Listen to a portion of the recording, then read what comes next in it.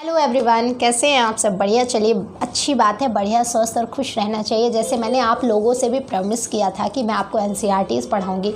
मैंने क्लास के बच्चों से भी कहा था, वहाँ भी एनसीईआरटी शुरू कर दी हैं और आप लोगों के लिए भी स्पेशल एनसीईआरटीज़ की सीरीज़ शुरू करने वाले हैं। और उसमें सबसे पहले विज्ञान साइंस की सीरीज़ शुरू करेंगे। क्यों?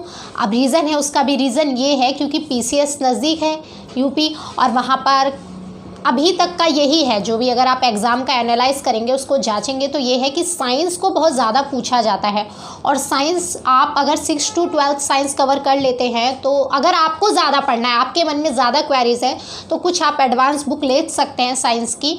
नहीं तो आप 6 to 12 पढ़ते हैं अच्छे से, ऐसे नहीं जो हमने पहले एकेडमिक में पढ़ी, एग्ज़ाम ओरिएंट पढ़ते हैं, तो अच्छे से आप चीज़ों को सभी उसके आयाम साइंस के कवर कर सकते हैं। अब देखते हैं कौन सी बुक है। ये देखिए, एनसीईआरटीज़ की साइंस की बुक क्लियर आपको देख चुका होगा। अब देखते हैं इसका लेसन 1 क्या है। लेसन 1 बहुत आराम नॉर्मल से चीज़ें हैं, ज़्यादा कुछ नहीं है, पर 6 to 12 तो पढ़ानी ज़रूरी है क्योंकि एक से दूसरी चीज़ हमेशा जुड़ती है। हम सोचते हैं भाई 11 12 पढ़ लो हो जाएगा, नहीं। अगर हम चीज़ें अच्छे से पढ़ें, क्योंकि आज कंपटीशन इतना बढ़ चुका है बड़े स्तर पर, हमें थोड़ा स्मार्ट वर्क के साथ साथ हार्ड वर्क भी करना पड़ेगा और सभी आयाम से पढ़ना होगा। क्या पता 6 से क्वेश्चन पूछ ले, 7 से 8 से 9 से 10 से, तो वो उनकी मर्ज़ी है, हम तो उनके माइंड को जाँच नहीं सकते हैं। चलिए देखिए, यहाँ पर सबसे अच्छी बात है एनसीईआरटीज़ में ये मूल कर्तव्य दे रखे हैं यहाँ पर आपको, तो इसको भी पढ़ना चाहिए। मेरे पास कुछ बच्चे पढ़ने आते हैं, मैंने उनसे पूछा एनसीईआरटी से पढ़ी है? हाँ पढ़ी है, पर मैं उनको पॉलिटी पढ़ा रही थी, तो पॉलिटी में सबसे पहले प्रेम्बल पढ़ा रही थी। तो प्रेम्बल ही आती है भाई, इंट्रो होता है हमारा, कि कभी देखी एनसीईआरटीज़ में होती है? नहीं देखी, क्योंकि इस तो हम सोचते हैं पता नहीं कुछ ऐसे ही छपा हुआ है, कुछ ऐसे ही डाल दिया होगा। देखिए यहाँ पे मूल कर्तव्य, आप मूल कर्तव्य भी पढ़ सकते हैं। चलिए अब हम इसका लेसन 1 देखते हैं। लेसन 1 का नाम है भोजन। यहाँ कहाँ, यह कहाँ से आता है? कहाँ से आता है पूछा गया है कि कहाँ से आता है, ये है लेसन। देखिए ये लेसन 1 है। और अगर हाँ आप इसकी पीडीएफ चाहते हैं तो आप बिल्कुल कमेंट कीजिएगा, आपको सभी बुक्स की सभी चैप्टर की चैप्टर वाइज पीडीएफ भी प्रोवाइड करा दी जाएगी। आप कमेंट कीजिएगा, हम आपको पीडीएफ भी प्रोवाइड करा देंगे। चलिए देखते हैं, सबसे पहले लेसन 1 है, इसका नाम है भोजन, खाना अर्थात भोजन। यह कहाँ से आता है पूछा गया है, ये कहाँ से आता है। आज आपको पता है कि इसमें एक चीज़ बहुत अच्छी होती है, यहाँ पे क्रियाकलाप करने के लिए दी गए हैं कि आप इस तरीके से क्रियाकलाप कीजिए जिससे बच्चा के माइंड में चीज़ें बैठ जाएं। आज आपने अपने घर में क्या खाया था, पता लगाइए कि आपके दोस्त ने आज क्या खाया। क्या आपने कल और आज ही एक प्रकार का आहार लिया था, यानी कि जैसा कल खाया था वैसा ही आज लिया है आहार, यानी कि वैसा ही सेम खाना खाया है। या फिर प्रोटीन, आपको पता है कि आप इसमें एक चीज़ आती है कि कई बार अच्छे खासे, ऐसा नहीं है कि भाई जिन लोगों को खाना नहीं मिलता वही लोग कुपोषित होंगे, खाना खाने वाले भी कुपोषित हो सकते हैं जिन्हें अच्छी फैसिलिटीज़ हैं। क्यों? क्योंकि जंक फूड वगैरह खाया, प्रोटीन वगैरह खाई नहीं जो शरीर को ज़रूरत होती है। तो यही चीज़ कहा, हमें अपना पर डे हमने कितनी मात्रा में प्रोटीन लिया, कितना कैल्शियम लिया, पर डे की ज़रूरत होती है शरीर की। तो यहाँ पर ये कहा गया है कि क्या आपने कल जो आहार लिया था वही सेम आहार आज लिया है। क्या यह सत्य है कि अलग अलग समय में हम भिन्न भिन्न प्रकार का आहार लेते हैं? सत्य है ये? बताइए, इसमें पूछा गया है, आपसे क्वेश्चन किया गया है। नंबर 1 क्या है? क्रियाकलाप पहला, विभिन्न खाद्य पदार्थ। विद्यालय में अपने दोस्तों से उन खाद्य पदार्थों की जानकारी प्राप्त कीजिए जो वे पूरे दिन में खाते हैं। यदि वे विभिन्न राज्यों के रहने वाले हों तो उनसे भी यह जानकारी प्राप्त करने का प्रयास कीजिए। अब यहाँ राज्य की बात क्यों की गई है? क्योंकि राज्य में भी कुछ अलग अलग भोजन, जैसे उत्तर भारत में कुछ और भोजन खाया जाता है और दक्षिण भारत में कुछ और है नाश्ते का शेड्यूल। ऐसा नहीं है कि उत्तर भारत के लोग इडली डोसा नहीं खाते, पर वो शेड्यूल पर डे का शेड्यूल में नहीं होता।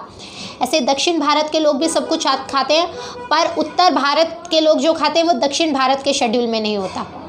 तो ये यहाँ पर क्या गया है, अपनी नोटबुक में एक सारणी बनाई है 1.1, उसमें एक नंबर दे रखा है कि तरह यथासंभव अधिक से अधिक दोस्तों द्वारा खाए जाने वाले विभिन्न खाद्य पदार्थों की जानकारी प्राप्त कर सूचीबद्ध कीजिए। देखिए इस तरीके की सारणी बताई गई है कि ये सारणी बनाई है। अपने भोजन में हम अनेक प्रकार की चीज़ें खाते हैं। खाने की ये सभी चीज़ें किससे बनी हैं? पके चावल के बारे में सोचो। एक चावल कच्चा होता है, यहाँ पे पके चावल की बात की गई है जिसे हम खाते हैं, दाल चावल सुना होगा। तो पके चावल के बारे में सोचो। हम कच्चा चावल लेते हैं, उसे पानी में उबाल लेते हैं। उसे पानी में उबालने के बाद इसे तैयार करने में हमें 2 संघटकों, यहाँ पे एक बहुत इंपॉर्टेंट वर्ड है जो हमारे एग्जाम ओरिएंटेड है, वो है संघटक। ये रहा वर्ड संघटकों। तो इसे तैयार करने में, किसको, चावल को तैयार करने में हमें 2 संघटकों की आवश्यकता होती है। अब संगठन क्या होते हैं आगे देखिए, उसी का क्वेश्चन का आंसर भी मिलेगा आपको। दूसरी ओर कुछ भोजन तैयार करने में हमें कई संघटकों की आवश्यकता होती है। यदि हम सब्जी बनाना चाहते हैं तो हमें अलग अलग कई प्रकार की कच्ची सब्जियों, नमक, मसाला, तेल आदि की आवश्यकता होती है। तो कुल मिला के एग्जाम ओरिएंटेड बात यहाँ पर ये निकल के आई है कि संगठक, यानी कि संगठक वह चीज़ जो आपस में मिलकर, यानी कि चावल बनाए तो 2 चीज़ क्या थी, चावल और पानी की ज़रूरत मिली। अगर हमें सब्जी बनानी है तो पहले कच्ची सब्जियां लानी पड़ेगी, उसमें भी आलू मटर टमाटर बनाने हैं, पनीर बनाना है, तो अलग अलग है।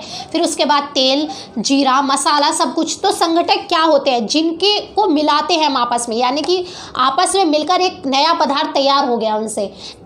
कच्चे चावल हम खा नहीं सकते थे, पकाने के लिए हमें पानी की ज़रूरत पड़ी और उससे फिर एक नई चीज़ निकल के आई, पके हुए चावल, जिसे हम खा सकते हैं। सब्जी, कच्ची सब्जी हम खा नहीं सकते, हमें पकाने के लिए कुछ संगठकों की ज़रूरत पड़ी। वो संगठक क्या है, मसाले, तेल, ये सारी चीज़ें।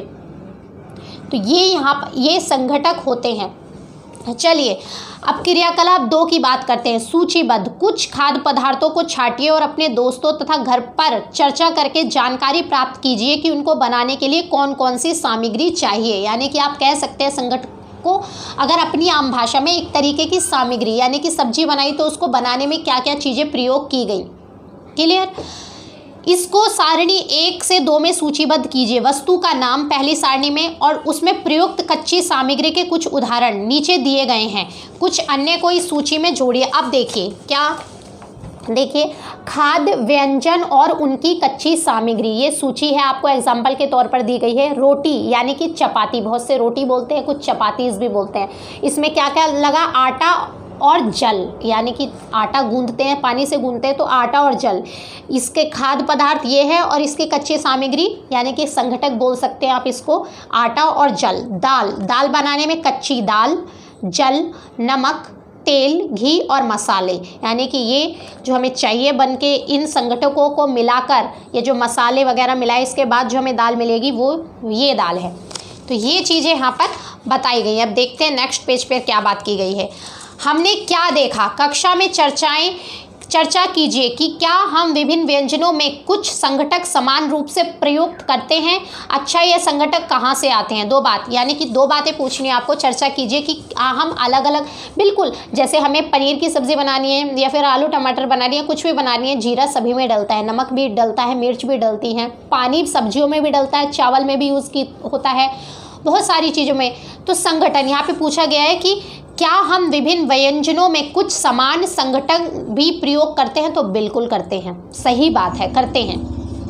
अच्छा, ये संघटक आते कहाँ से हैं, पूछा गया है कि कहाँ से आते हैं। अब यही देखना है, खाद्य सामग्री और उनके स्रोत, दूसरी बात जो बताई जा रही है आपको, खाद्य सामग्री और उनके स्रोत के बारे में अब हमें पढ़ना है। ये चलिए सारणी 1.2 में सूचीबद्ध कुछ कच्ची सामग्री जैसे फल और सब्जी के स्रोत का अनुमान लगाना हमारे लिए आसान हो सकता है, यानी कि नॉर्मल चीज़ें जो आसान हो सकती हैं।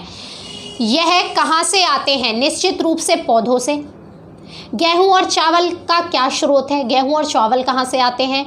आपने धान और गेहूं के खेतों में उनके पौधों की अनेक पंक्तियाँ देखी होंगी, इनसे हमें अनाज प्राप्त होता है। अगर आप गांव से बिलोंग करते हैं, नहीं भी करते, आप घूमने जाते हैं और आप भारत कहते हैं, गांव भारत में बसता है, तो आपको ये चीज़ बिल्कुल पता होनी चाहिए कि खेत में खेती कैसे होती है, कौन सी फसल धान की है, धान अर्थात चावल की है, कौन सी गेहूं की है, ज्वार बाजरा क्या। तो यहाँ पे यही पूछा गया है। कुछ अन्य खाद्य पदार्थ जैसे दूध, अंडा, मुर्गा, मछली, झींगा, मांस आदि हमें जंतुओं से प्राप्त होता है। क्रियाकलाप 3, आइए अब हम पूर्व सूचीबद्ध खाद्य पदार्थों अब उनके संगठनों को, जो आपकी सामग्री जिसे अब आप अपनी लैंग्वेज में समझने के लिए बोल सकते हैं, तो संघटकों के स्रोत जानने का प्रयास करते हैं। यानी कि ये संघटक है परंतु आते कहाँ से हैं। अब कच्चा चावल है, कच्चा चावल आया कहाँ से। कुछ और उदाहरण इस सूची में हमने जोड़े गए हैं, इस बुक में लिखा गया है। इसके अतिरिक्त रिक्त स्थानों की पूर्ति कीजिए। क्रियाकलाप 3 में हम क्या निष्कर्ष निकालते हैं। पौधे विभिन्न खाद्य संघटकों जैसे कि अन्न, सब्जी तथा फल इत्यादि के स्रोत हैं। तो जो हमारे पौधे हैं वो किस किस चीज़ का स्रोत है, उनसे हमें क्या क्या मिलता है, अन्न मिलता है। बिल्कुल, पौधों से हमें अन्न भी मिलता है। जैसे आपने देखी होगी धान की खेती, ज्वार की फसल, गेहूं की फसल, सब्जी भी मिलती है हमें, साथ ही साथ हमें फल भी मिलते हैं। तो ये किस चीज़ के स्रोत हैं, ये 3 चीज़ों के स्रोत हैं हमारे पौधे। किस किस का, अन्न, सब्जी तथा फल। जंतुओं से हमें क्या मिलता है, दूध यानी कि मिल्क, दूध, मांस, अंडे तथा अन्य जातव उत्पाद प्राप्त होते हैं। बहुत सारी चीज़ें हैं हमें, जैसे आप कह सकते हो हमें भाई हम जो ऊन, जो कपड़े पहनते हैं, आप अपने दिमाग को एक स्तर पर सोचना शुरू कीजिए और क्या क्या चीज़ें मिलती हैं। ये आपके लिए होमवर्क रहेगा। तो आप देखते हैं रेशम से, रेशम के कीड़े से हमें रेशम प्राप्त होता है, तो वो भी मिलता है। तो ये चीज़ें हैं, बहुत सारी चीज़ों से, हर कोई एक दूसरे से चीज़ों से प्राप्त होता है, एक कोई दूसरे। आज वर्तमान की स्थिति ये है और इसी को हम वैश्वीकरण में भी पढ़ते हैं जब हम अर्थव्यवस्था पढ़ते हैं। क्या हर कोई एक दूसरे पर निर्भर है। हम सोचें हम अकेले सब कुछ कर लेंगे, ऐसा नहीं हो सकता। जैसे हमारे पूरे बॉडी के पार्ट्स, एक हाथ, हम सोचें, हम ये पूछें कि भाई ये 4 उंगलियां ही काम कर लेंगी, अंगूठे की कोई ज़रूरत नहीं है, ऐसा नहीं हो सकता। जितनी एक आँख की वैल्यू उतनी दूसरे की भी है। अगर कहीं आप भी आपको अपनी रोशनी की वैल्यू जांचनी हो तो कभी उस इंसान से पूछिएगा जिसको दिखाई नहीं देता। तो जो चीज़ है उसमें खुश रहिए और उसको बेहतर बनाने की कोशिश कीजिए। चलिए, अब यहाँ पर संघटक की एक सारणी दी गई है। देखिए इस तरीके से ये सारणी दी गई है। अब सारणी क्या है, इसमें खाना इडली के लिए कच्ची सामग्री क्या है, चावल, उड़द की दाल, नमक और जल। और स्रोत क्या है इसका, पौधा अर्थात पादप, ये पादप से प्राप्त होता है। चिकन करी, इसमें कच्ची सामग्री चिकन, मसाला, तेल, घी। और मिलता स्रोत क्या है, यानी कि कहाँ से मिलता है, जंतु से। तीसरी खीर के लिए दूध, चावल, चीनी। और इसका स्रोत क्या है, जंतु और पौधा, क्योंकि चावल हमें पौधे से मिला और दूध हमें जंतु से मिला, तो इसके 2 स्रोत हैं। इस तरीके से आपको याद रखना है। घी, पनीर और दही का उपयोग संसार के प्रत्येक क्षेत्र में किया जाता है। क्या आप कुछ अन्य जंतुओं के नाम बता सकते हैं जो हमें दूध देते हैं। तो यह आपके लिए होमवर्क है। जो 6 क्लास के बच्चे होते हैं उनसे पूछा जाता है भाई दूध, अब उन मैम ने एक बता दी हमें गाय से दूध प्राप्त होता है, तो और बच्चों को ढूंढ के लाना है। तो यही चीज़ यहाँ पे पूछी गई है कि क्या आप कुछ जंतुओं के नाम बता सकते हैं जो हमें दूध देते हैं। अब दूसरी बात इसमें क्या की गई है, आगे नई बात, भोजन के रूप में पौधों के भाग और जंतु उत्पाद। ये देखिए इसमें एक पौधा दिया गया है, साइंस में पूछा भी जाता है कि इसके इस भाग को क्या होता है, इससे क्या मिलता है, इससे क्या मिलता है। इस तरीके से जब आप PDF डाउनलोड करेंगे, PDF डाउनलोड करके आप लेक्चर देखिएगा, आपको चीज़ें आराम से समझ में आ जाएंगी। चलिए, पौधे हमारे भोजन का एक मुख्य स्रोत हैं। हम पौधे के कौन से भाग का उपयोग खाद्य पदार्थ के रूप में, खाद्य पदार्थ अर्थात खाने वाले पदार्थ, खाद्य पदार्थ के रूप में करते हैं। हम पत्तियों वाली अनेक सब्जियां खाते हैं, बिल्कुल खाते हैं, मूली खाते हैं, हम साग खाते हैं, हम सरसों खाते हैं, हम बथुआ खाते हैं ना, बहुत सारी चीज़ें खाते हैं। बथुए का पराठा बनाते हैं, सर्दियाँ थी, सर्दियों में तो बहुत साग भी खाया होगा। तो ये पत्ते वाली सब्जियाँ हैं ना, तो ये कहा गया है हम पत्तियों वाली अनेक सब्जियां खाते हैं। कुछ पौधे के फलों को भोजन के रूप में खाते हैं। अब अलग अलग है, आपसे साइंस में क्वेश्चन पूछ लिया जाता है कि भाई क्या चीज़ हम जड़ के रूप में कंज्यूम, अदरक एक जड़ है, अदरक खाते हैं भाई, बिल्कुल खाते हैं। तो ये चीज़ें पूछी जाती है आगे आगे भाई, स्टेप बाय स्टेप, सब चीज़ों को स्टेप बाय स्टेप पे बढ़ते जाएंगे और आपको नई नई जानकारी मिलती जाएगी। तो यही है कि कुछ पौधे के फलों को भोजन के रूप में खाते हैं। कभी हम जड़, कभी तना, तो कभी पुष्प भी भोजन के रूप में खाते हैं। बिल्कुल देखिए जड़ भी खाते हैं ना, जैसे अदरक भी हम चाय में यूज़ करते हैं। कभी आपने सीताफल, काशीफल के फूलों को चावल की पिट्ठी में डुबोकर व तलकर पकौड़ी बनाकर खाया है। इसका प्रयत्न कीजिए, आपको एक टास्क दे दिया गया है कि नहीं खाया तो करके देखिए। कुछ पौधों के 2 या 2 से अधिक भाग खाने योग्य होते हैं। अब उदाहरण दिया गया, उदाहरण के लिए सरसों के बीज, सरसों का बीज, सरसों के बीज से हम क्या करते हैं, सरसों के बीज से हमें तेल प्राप्त होता है। देखे होंगे आपने सरसों की खेती, नहीं तो DDLJ दिलवाले दुल्हनिया मूवी ले जाएंगे, देखी होगी, उसमें जो वो खेत दिखाए गए हैं वो सरसों के ही खेत होते हैं। ठीक है, सरसों के तेल वहीं से मिलता है, उन फूलों से, वो जो पीले पीले फूल होते हैं, पीली पीली खेती, वही।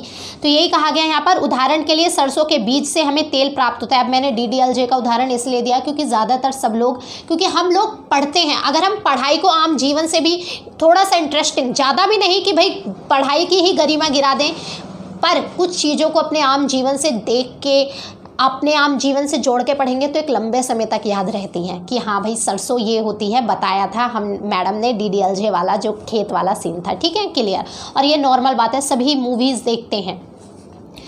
तो उदाहरण के लिए सरसों के बीज से हमें तेल प्राप्त होता है, हम इसकी पत्तियों का उपयोग साग बनाने के लिए करते हैं। बिल्कुल, देखिए साग बनाने के लिए करते हैं, और सरसों से तो एक चीज़ से दो काम हो गए, तेल भी मिला और इसकी पत्तियां हमने सरसों के साग, और हमारी बॉडी में आयरन भी मिलता है। कहते हैं ना, साग खाओ, हरी सब्जियां खाओ, आयरन मिलेगा। क्या आप केले के पौधे के विभिन्न भागों में सोच सकते हैं जिन्हें हम भोजन के रूप में लेते हैं? क्या आप किसी अन्य पौधे के बारे में सोच सकते हैं जिनके 2 या 2 से अधिक भाग खाए जाते हैं? ये आपके लिए उन्होंने एक क्वेश्चन दे दिया है, आपको एक टास्क दे दिया है कि कोई ऐसा पौधा बताइए जिसके 1 से ज़्यादा प्रयोग। अब देखिए, केले का, हम केले से फल भी प्राप्त होता है, साथ ही साथ साउथ इंडिया में आप देखेंगे केले के पत्ते बड़े बड़े होते हैं, तो केलों के पत्ते पर ही खाना सर्व किया जाता है। जैसे हम लोग प्लेटों में खाते हैं, तो साउथ इंडिया में आप देखेंगे उनके कल्चर में बहुत वैल्यू होती है। पत्ते को तोड़ेंगे क्योंकि वो काफ़ी लंबा होता है, तो उस पर खाना परोसेंगे और खाएंगे। क्रियाकलाप 4, और बहुत अच्छा भी लगता है खाना, भी मैंने भी खाया, बहुत ही अच्छा लगता है, बहुत अच्छा। हमेशा अपने कल्चर को बनाए रखना चाहिए। चलिए, सारणी दी गई है, अब इसमें सूचीबद्ध सभी खाद्य पदार्थों में उन संगठनों को छांटिए जिनका मुख्य स्रोत पौधे हैं। यह पौधों के किन भागों से प्राप्त होता है? इन खाद्य पदार्थों और पौधों के भागों को सारणी 1.4 के अनुसार सूचीबद्ध कीजिए। ठीक है, अब और इसमें एक पहेली भी, देखिए NCERT में बहुत सारी चीज़ें बगैर बहुत अच्छे तरीके से समझाई गई हैं चीज़ें। पहेली जानना चाहती है कि हमारे भोजन का पौधे और जंतु के अलावा और भी कोई अन्य स्रोत है, बताइए। ये आपके लिए टास्क है। और यहाँ पर फिर एक सारणी दी गई है, सारणी में है बैगन का भरता, यानी कि खाद्य पदार्थों के मुख्य स्रोत की तरह पौधा, बैगन का भरता। इसके संगठक या फिर आप स्रोत कह सकते हैं। संगठक स्रोत क्या है? बैगन, मिर्च, मसाले के रूप में कोई अन्य, तेल। अब दूसरी बात क्या है? तेल, मूंगफली, सरसों, सोयाबीन या किसी अन्य पौधे से। अब इसका यहाँ पे आपको लिखना है, ये कहाँ से प्राप्त होता है? फल क्या है? ये बैंगन क्या है? फल। और ये तेल, मूंगफली, सरसों, सोयाबीन या अन्य किसी पौधे से, तो कहाँ से प्राप्त होता है? बीज से प्राप्त होते हैं ना ये तेल। तो ये चीज़ें हैं, इस तरीके से दी गई हैं यहाँ पर। चलिए, अब यहाँ पे देखिए ये भी दिया गया है, इसका ये सबसे फ्लोवर, ये फूल दे रखा है, ये पुष्प बोलते हैं हिंदी में। इसके इस भाग को फल, ये फल। इसका ये भाग तना या स्तंभ भी बोल सकते हैं। पत्ती, लीफ जिसे बोलते हैं, पत्ती। साथ ही साथ ये नोड, ये जो आ रही है, ये इंटरनोड।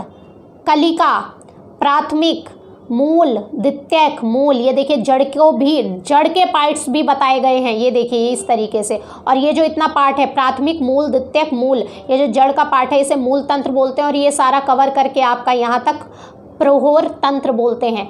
ये देखिए, जब आप PDF डाउनलोड करेंगे तो इसको आप आराम से देखिएगा तसल्लीपूर्वक। चलिए, अब क्रियाकलाप 5 देखते हैं। और एक चीज़ और पूछी गई है यहाँ पर पहेली, अपने आसपास के अनजान पौधों पर यह देखने के लिए परीक्षण ना करें कि वे खाने योग्य हैं। कभी कभी पौधे विषैले भी हो सकते हैं, तो आपको ये रिस्ट्रिक्शन दिया गया है, ठीक है, कि ऐसा ना करें। मूंग की दाल सुनी होगी, जिसका हम स्प्राउट्स बनाकर खाते हैं, चाट बनाकर खाते हैं। तो मूंग अथवा चने के कुछ सूखे बीज लीजिए। अब इनमें से कुछ बीजों को जल से भरे एक पात्र में डाल दें तथा 1 दिन के लिए छोड़ दीजिए। अगले दिन जल को पूरी तरह निकाल दें और बीजों को गिलास में रहने दें। उन्हें गीले कपड़े में लपेटकर एक और रख दीजिए। अब क्या आप बीजों में कुछ परिवर्तन देखते हैं? क्या एक छोटी सी सफ़ेद संरचना से बीज बाहर निकल आते हैं, यदि हाँ तो बीज अंकुरित हो गए हैं। तो यहाँ पे अंकुरित कैसे होती हैं चीज़ें उसके बारे में बताया गया है। यदि नहीं तो बीजों को गर्म पानी में धोएं, पानी निकाल दें और गीले कपड़ों से ढककर अगले दिन के लिए उन्हें छोड़ दें। क्या उस दिन आपको बीजों से बाहर निकलता हुआ एक छोटा सा अंकुर दिखाई देता है? अंकुर को सावधानी से धोकर आप इन्हें खा सकते हैं। ये उबाले भी जा सकते हैं। इनमें कुछ मसाले मिलाने पर खाने के लिए एक स्वादिष्ट अल्पाहार तैयार हो जाता है। तो क्लियर है? ये देखिए, ये है इस चीज़ से, ये स्प्राउट्स जिसे हम खाते भी हैं। इसमें हम टमाटर, प्याज वगैरह, नींबू वगैरह डालते हैं और बहुत टेस्टी चाट बनती है। तो उसे अंकुरित अनाज बोलते हैं हिंदी में। और ये इसकी पूरी प्रक्रिया बताई गई है कि किस तरीके से अंकुरित किया जाता है एक अनाज, किस तरीके से में उससे बीज निकलते हैं, वो अंकुरण जिसे हम बोलते हैं। चलिए अब दूसरा बात करते हैं। क्या आप जानते हैं कि शहद कहाँ से आता है? जानते होंगे बिल्कुल। क्या आप जानते हैं कि शहद कहाँ से आता है या यह कैसे उत्पादित होता है? क्या आपने एक मधुमक्खी का छत्ता देखा है? देखा होगा। गांव में तो बहुत होते हैं, गांव में क्या शहरों में भी मिल जाते हैं। गांव लगे हुए छत्ते लगे हुए थे, उसी छत्ते से हमें भी प्राप्त होता है शहद। क्या आपने एक मधुमक्खी का छत्ता देखा है जहाँ बहुत सी मधुमक्खियाँ भिन भिनाया करती हैं? मधुमक्खियाँ फूलों से मकरंद, मकरंद बोलते हैं शहद, हम आम भाषा में उसे शहद बोलते हैं और इंग्लिश में बोलते हैं हनी, पर इसमें क्या लिखा गया है? मकरंद। और हमें ये चीज़ें पता होनी चाहिए। हिंदी माध्यम में क्या होता है, हमें गलत फहमी होती है कि हमें हिंदी पूरी आती है। नहीं, ना तो हम अच्छी हिंदी बोल पाते हैं और ना अच्छी इंग्लिश। इस कारण से जो हमारा स्कोर है वो थोड़ा कम रह जाता है। देखिए, बुरा मत मानिएगा, अपने वीक पॉइंट पे काम करेंगे तभी जाकर आपका सिलेक्शन होगा। हर किसी में कुछ खूबियाँ और कुछ कमियाँ होती हैं। खूबियों को और निखारिए और कमियों पर काम कीजिए। सिलेक्शन आपके हाथ में है, बिल्कुल होगा, क्यों नहीं होगा? ऐसी चीज़ है जो नहीं हो सकती दुनिया में।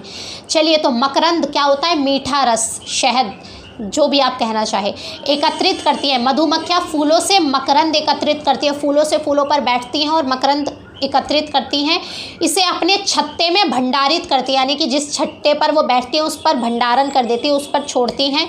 फूल और उसका मकरंद वर्ष के केवल कुछ समय में ही उपलब्ध होते हैं, यानी कि पूरे साल उपलब्ध नहीं होता, केवल कुछ समय में ही उपलब्ध होते हैं साल में।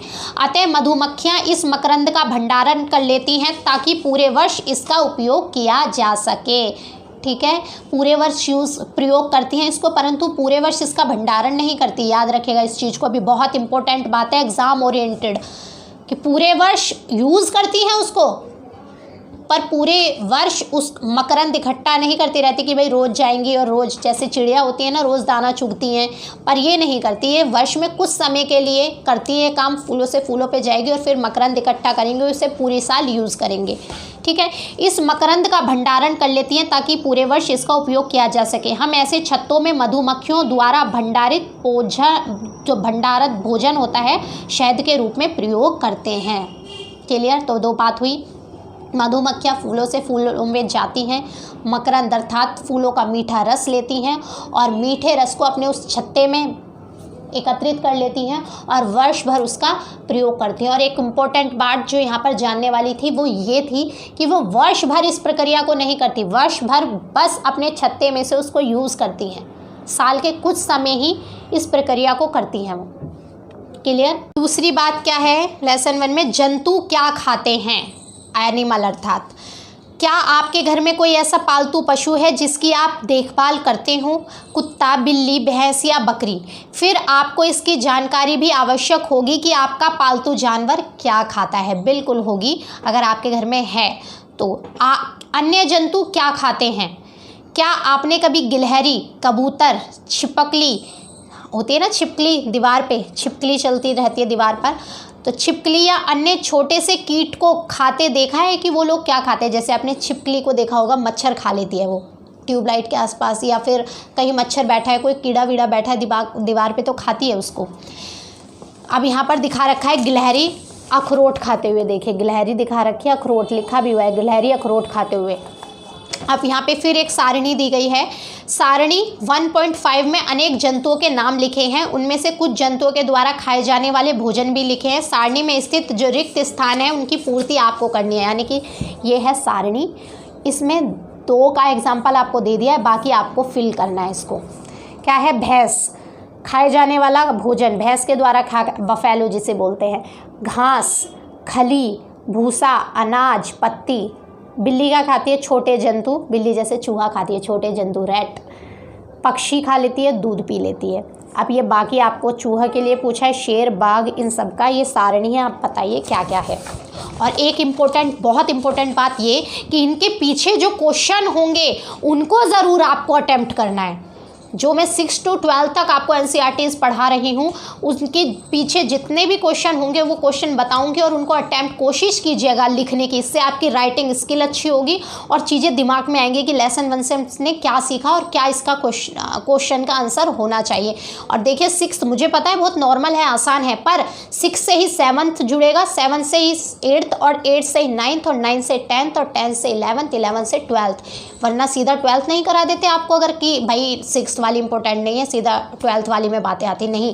एक से दूसरी कड़ी जुड़ती है तब जाके ही चीज़ें समझ में आती है। अगर हम बीच में से पढ़ लेते हैं तो कहते हैं ना, अधजल गगरी छलकत जाए, आधा अधूरा ज्ञान, पूरा पता नहीं होता है। जिसको पूरी नॉलेज है उसी का सिलेक्शन होता है। चलिए, तो ये हमने देख लिए। अब क्रियाकलाप 7 देखते हैं। फिर से सारणी 1.5 को ध्यान से देखिए और इसके जंतुओं को 3 वर्गों में विभाजित कीजिए। पहला वर्ग में केवल उन जंतुओं के नाम लिखिए जो केवल पौधे और पादप उत्पाद खाते हैं, जिन्हें हम शाकाहारी कहते हैं। देखिए 6th क्लास में शाकाहारी की बात की गई है और ये वहाँ हमारे गवर्नमेंट एग्जाम में भी पूछी जाती है कि शाकाहारी, मांसाहारी कितने तरीके के पशु, पक्षी, जानवर होते हैं।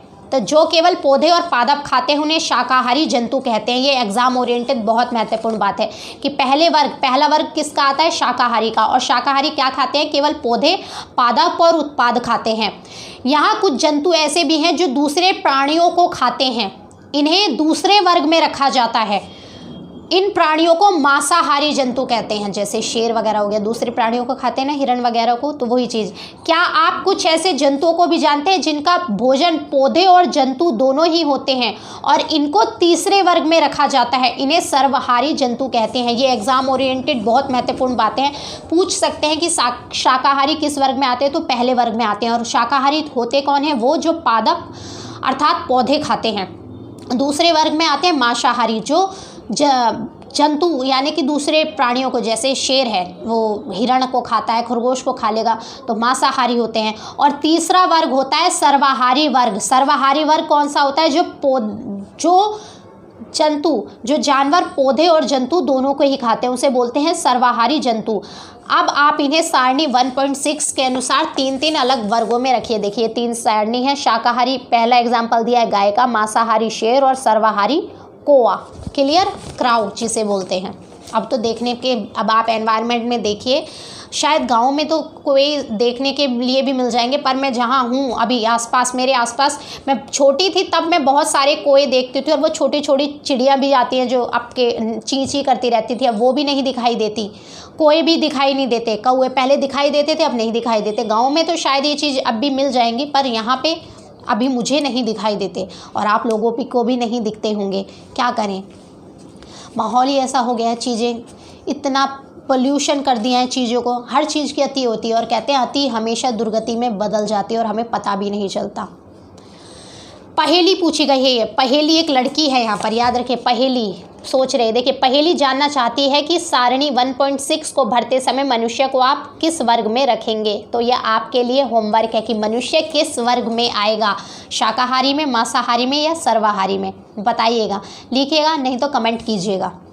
हम जानते हैं कि हम में से बहुत से लोग ऐसे हैं जिन्हें पर्याप्त भोजन नहीं मिलता। बिल्कुल सही बात है, नहीं मिलता। और भोजन फिकता भी बहुत ज़्यादा है, वेस्टेज बहुत करते हैं भोजन की। जितना भोजन वेस्ट करते हैं ना, उससे अगर किसी को दे दिया जाए, जैसे शादी ब्याह वगैरह में आप जाते हैं, शादियों में बिल्कुल जाते हैं, घर का खाना होगा तो फ्रिज में रख देंगे, कल खा लेंगे। पर शादियों में क्या करते हैं, मैं सबको नहीं कह रही, पर करते हैं, आज भी ऐसा होता है।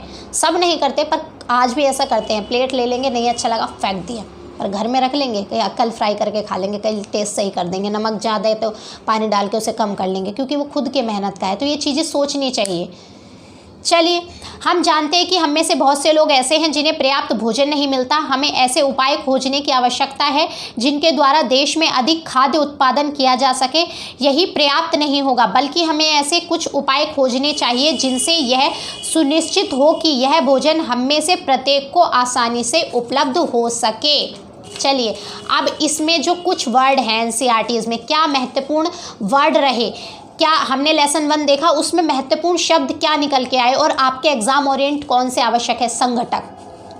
दूसरा वर्ड खाद, मकरंद, अंकुरित बीज, शाकाहारी, मांसाहारी, सर्वाहारी। और आपसे पूछ भी लेते हैं कि इनका तात्पर्य, संघटक का तात्पर्य खाद्य, मकरंद, अंकुरित बीज, शाकाहारी, मांसाहारी और सर्वाहारी है क्या?